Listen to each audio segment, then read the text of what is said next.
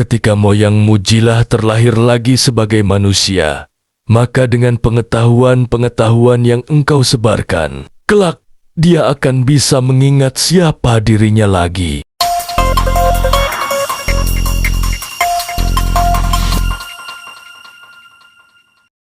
Perjalanan jiwa Jilah.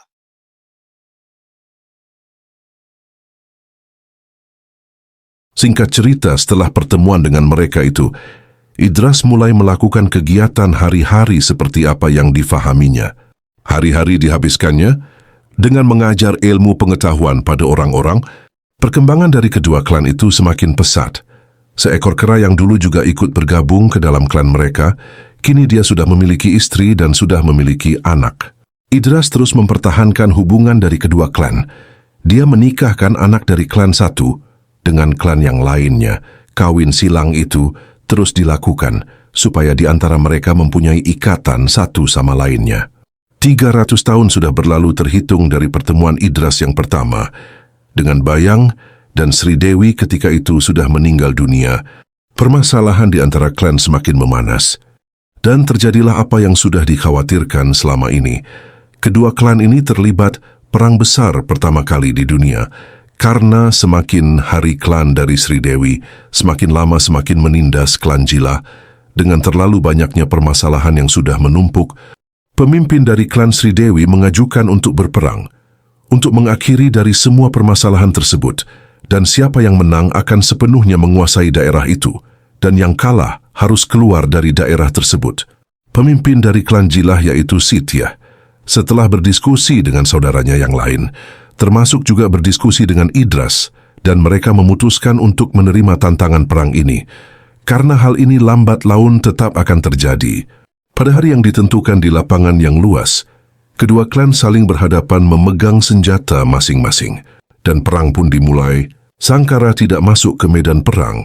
Dia tinggal di kediamannya, dan hanya menerima laporan dari perkembangan peperangan. Begitu juga Ketua Sitiah. Dia juga berada di kediamannya.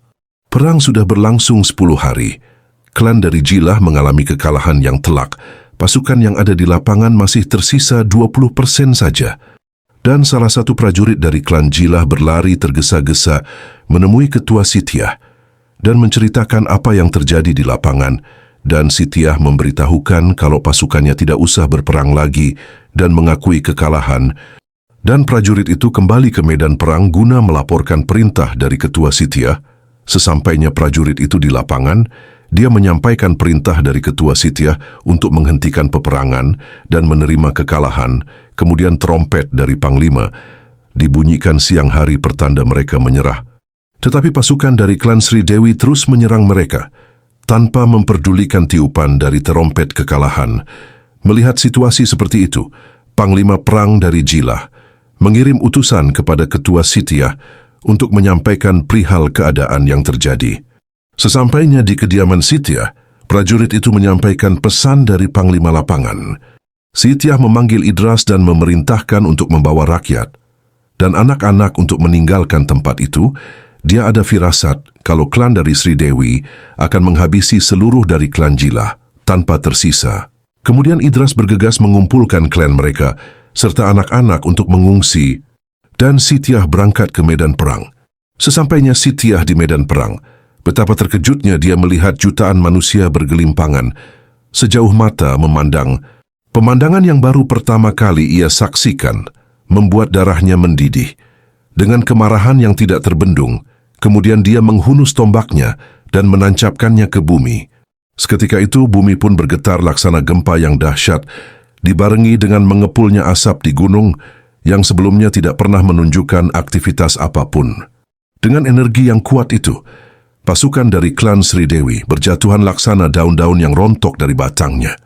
Sangkara yang merasakan guncangan dari gempa itu, mengetahui kalau hal itu efek dari kekuatan Sitiah, kemudian dia juga buru-buru pergi ke medan perang.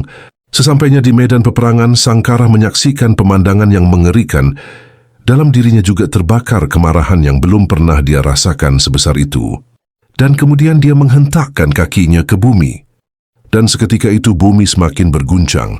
Prajurit-prajurit yang masih hidup Mereka lari kocar-kacir melihat kekacauan yang sangat dahsyat itu. Dua kekuatan yang sangat besar itu berbenturan menciptakan retakan tanah yang lebar. Gunung pun semakin mengeluarkan asap yang sangat tebal. Di perkampungan, orang-orang panik dan pergi menyelamatkan diri masing-masing ke segala arah. Sudah 5 hari pertarungan tanpa gerak itu terjadi antara Sitiah dan Sangkara. Bangunan-bangunan di desa-desa banyak yang rata dengan tanah. Gunung pun mengalami ledakan-ledakan yang semakin membesar dan retakan tanah semakin melebar. Tetapi kedua orang itu masih di posisinya masing-masing. Mereka sudah tenggelam dalam kemurkaan masing-masing, dan terjadilah ledakan yang sangat dahsyat dari gunung yang besar itu, serta memuntahkan cahaya yang mengerikan. Bebatuan yang berwarna merah menyala keluar dari muntahan gunung yang sedang meletus, kemudian tanah yang Sitiah dan Sangkara duduki serta perkampungan mereka amblas ke dalam bumi. Perkampungan yang besar juga berdekatan dengan sungai yang lebar, kini menjadi laksana lautan yang luas.